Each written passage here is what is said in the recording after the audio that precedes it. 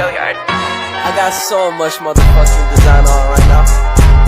Break it down, bring it back, make it clap. I got 3 old thoughts, new block, wear that thing. Bitches on my line, and you know. Assalamualaikum warahmatullahi wabarakatuh. Selamat pagi, selamat siang, selamat sore, dan selamat malam untuk kita semua. Kembali lagi bersama saya, Kania Mega Saptia dari kelas 10 PH1 dan dari SMKN 1 Cisarua. Di sini saya akan membahas tentang definisi lingkungan hidup dan dampak dari industri pariwisata dan industri perhotelan terhadap lingkungan.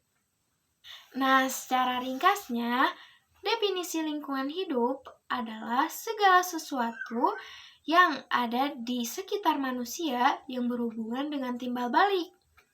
Nah, lingkungan hidup ini juga merupakan kesatuan antara makhluk hidup dan komponen abiotik lainnya yang saling berinteraksi.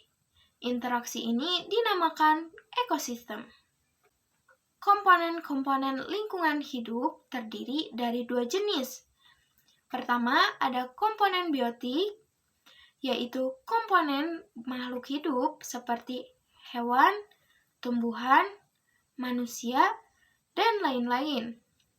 Sedangkan komponen abiotik adalah komponen benda tak hidup seperti udara, air, tanah, cahaya matahari, dan sebagainya.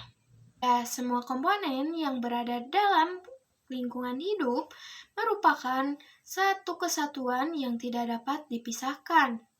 Menurut Undang-Undang Dasar Nomor 23 Tahun 1997, lingkungan hidup adalah kesatuan ruang dengan semua benda, daya, keadaan, dan makhluk hidup termasuk manusia dan perilakunya. Sedangkan ruang lingkup lingkungan hidup Indonesia meliputi ruang, tempat, negara kesatuan Republik Indonesia yang berwawasan Nusantara dalam melaksanakan kedaulatan hak, berdaulat, dan yurisdiksinya.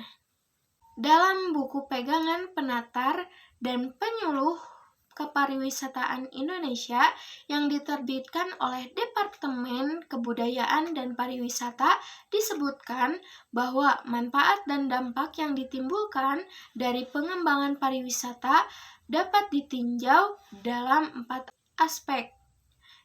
Nah, salah satunya aspek ekonomi yang berdampak positif seperti menambah devisa atau PAD, membuka kesempatan berusaha, menambah lapangan kerja, meningkatkan pendapatan masyarakat dan pemerintah, serta mendorong pembangunan daerah. Serta dampak negatifnya adalah harga barang dan jasa pelayanan menjadi naik karena banyaknya pengunjung atau wisatawan yang dianggap selalu membawa uang lebih.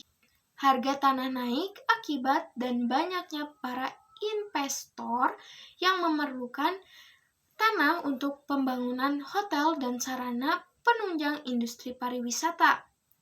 Nah, di aspek selanjutnya ada aspek sosial budaya. Antara lain dampak positifnya seperti pelestarian budaya dan adat, meningkatkan kesejahteraan masyarakat, meningkatkan kesehatan jasmani dan rohani, dan mengurangi konflik sosial. Nah, sedangkan dampak negatifnya adalah penduduk khususnya remaja seringkali terpengaruh oleh pola hidup para wisatawan yang tidak sesuai dengan budaya dan kepribadian bangsa kita sendiri atau degradasi moral. Nah, di aspek selanjutnya adalah aspek bernegara dan berbangsa. Dampak positifnya antara lain mempererat persatuan dan kesatuan, menumbuhkan rasa memiliki dan kecintaan terhadap tanah air, dan juga memelihara hubungan baik antara internasional. Sedangkan untuk dampak negatifnya seperti peluang pemanfaatan wisatawan juga mengundang perilaku yang tidak bertanggung jawab, antara lain pemerasan, perjudian, prostitusi, pencurian, pengedaran barang-barang terlarang, penipuan, dan lain-lain. Nah, yang terakhir ada aspek lingkungan.